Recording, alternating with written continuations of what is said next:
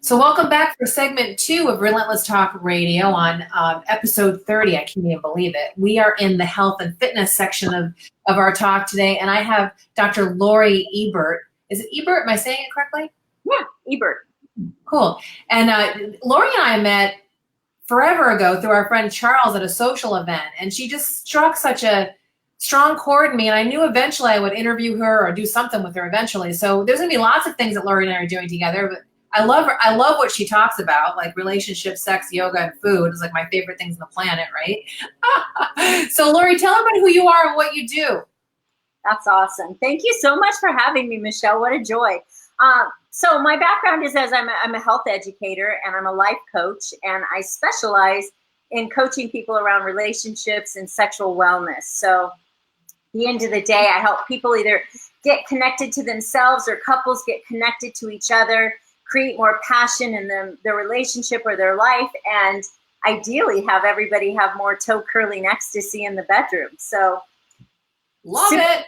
Yeah, super fun. I work with a lot of people that have had sexual trauma or abuse, and so I'm a practitioner for matrix re-imprinting. I use emotional freedom techniques. I have a lot of tools in my toolbox. Astrology is one of my favorite hobbies. So I have a whole toolbox. I'm very intuitive and just help people basically make love to life. See, I love that because it's not just about, people think it's all about the bedroom. And it really isn't. It's kind of like what you do pre and post bedroom that really makes the bedroom a lot more impactful, I think, anyway, right? Like if you're well emotionally, physically, spiritually, your health is good, you're taking care of yourself in every way, it's better. I also liked what you had to say, and I think it's a big part of your why, because I took a look at your website and read your bio pre-interview. You actually had a lot of, just crappy stuff happen to you sexually in your life, and rather than be victimized by that, you made a decision to kind of flip that experience on its ear and become a healer and a person that serves in this area. I think it's something we all think is very taboo, but every single person on some level or another is dealing with their sexuality, relationships, food, and their health every second of the day. Yeah. So why did you decide to be so active in making a decision to be proactively serving in this area? Honestly, Michelle, it's such an endemic problem in the world. It's not even in the United States. Sexual crimes, trafficking, abuse, rape. It's endemic. It's everywhere. And it's generational. It's passed on. It's in my family. It was in the family I married. It was everywhere. And so, I talk about this in my TED Talk, but at the end of the day, I found myself married, and I realized I was going to be repeating, that I'd married into a family with this. And it's like, I can't do this. So as young as 23, I said, I'm going to be the one. And as I grew older and came to Phoenix, did a lot of personal self-development, I just really got to break down the impacts it had on my life, I thought it was who I was. And I realized it's just what happened to me. And inside of that work, I was able to turn it around and really create something in the world. And that's really where my business is Dr. Sex Talk, which has evolved to Sextacular and Make Love to Life. And where I'm at today came out of saying I'm the one. And that's my charge. Basically, like the chain of bad events is stopping with me. It stopped with me. And that is why I didn't get, I don't have children. I didn't get married. I just made choices to heal this and work on it and did my own journey. There isn't anything I have my clients or couples do that I haven't done, and I do the mindfulness work, and I'm in the trenches doing all this work to show people that, my first sexual experience was a rape. I have experienced abuse in my family. The boys in school used to hold me down and violate me and touch me. It's a whole history of it. And what I want people to understand, don't get stuck on that. You can go watch a reality show for that. What I want people to walk away with is that you can triumph. If I can make love to life and make love to the food I eat, the roses I buy, and just live a sexy life and triumph over that, anybody can. Anyone. I love that frame of mind, because I think that people think they don't interact with their sexuality unless they're in some type of relationship. with another person of the same gender or different gender. You're physically engaged with somebody in a sexual act. And I think that sexuality is much bigger than that. It's the clothes you wear. It's the food that you eat. It's how you move. It's everything. I mean, your sexuality is permeated through every part of what you do in life. It doesn't necessarily happen only in the bedroom with a particular person or persons, right? No, I mean, sexuality starts in the womb and it doesn't end till we're dead.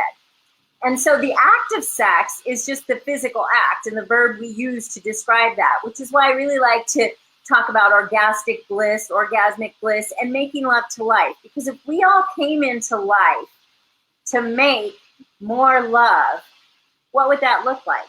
I can make love to the avocado I slide my fingers into and feel it, the texture, and taste it. Or I can cut up a mango and stand over my sink and eat the seed and let it drip all over me and make love to that mango. Or I can go have a dinner for my girlfriends, an aphrodisiac dinner, and I can make love with all my girlfriends, giggling and laughing. And so I think there is the act of sex, and there, that's a whole different topic for another show. There's all kinds of stuff we could go past, we could go down there. But for the everyday person, it's let's make love to life and embrace the sexiness. Embrace how you feel inside and feel sexy and generate that and share it.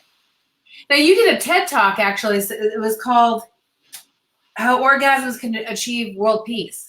How orgasms cause world peace. Because if everybody was in an orgasmic state, nobody's going to be pushing the red nuclear button, right? I was thinking about like the whole, Iran, England boat thing that's happening right now. And I'm just, I was just thinking like, wow, if everybody was having orgasm, this probably wouldn't be happening, right? No, and if we're in a state of orgastic bliss, right, the world would look totally different. I mean, at the end of the day, in 2016, they did a happiness study, and across 156 countries, what do you think the average happiness was on a scale of 1 to 10 for people? Wow, across all countries? Probably significantly low. 5.1%. Across the world, wow. Only about 50% of people are truly happy. Which kind of it correlates with the divorce rate being 50%. Isn't that interesting? Yeah. You're looking at 40% of couples cheat that we know. 20% of marriages are sexless that we know. And there's a 40 to 50% divorce rate.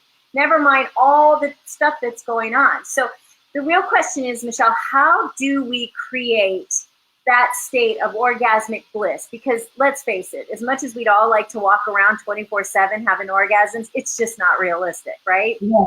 Right. So how do you create that? That's the real question here. So you're going to put a link to your TED Talk in the comments below so people can actually watch the entire TED Talk. Now, one of the things we talked about is I'm going to be doing some yoga retreats this year, and I'm hoping that we're going to be able to include some of your concepts into the yoga retreats. So we'll be having a yoga retreat in March and in August. And so we're going to be kind of talking and letting people know as that unfolds. But you're doing some things with yoga as well, and with food and yoga and relationships. Can you tell us a little bit about that? Yeah, I mean, it really is. Yoga is really the yoga of relationships. And yoga is about union. It's bringing together mind, body, and spirit. And that's what relationship is. And when I work with couples, I always tell them relationship is the sacred place to iron out your soul. And if you're not getting into relationship to grow yourself, evolve, and commit to being a safe, secure, honest, and trusting partner for someone else to do the same, then you're getting in a relationship for the wrong reasons. Stay single. So it's really the yoga of that. It's the mindfulness, and it's the asanas, the posture of what are your postures in the relationship. I mean, you can just, it goes deep. So what I do is just make it fun, Michelle, because a lot of people are scared with yoga. So you do a little bit of partner yoga where you can trust your partner. It's super easy for someone who's never done that. I like to do yoga aphrodisiac events, include some of the food, create some intimacy. So my aim is to really to hit the masses and be a front door for people to step into. Oh, yoga could help my relationship or help my body or help my sex life. Food could help my life, my body, my sex life. And then obviously sex, that's a whole different topic. And now I'm adding adventure. So how do we just make love to our life in those areas? That's what I'm up to.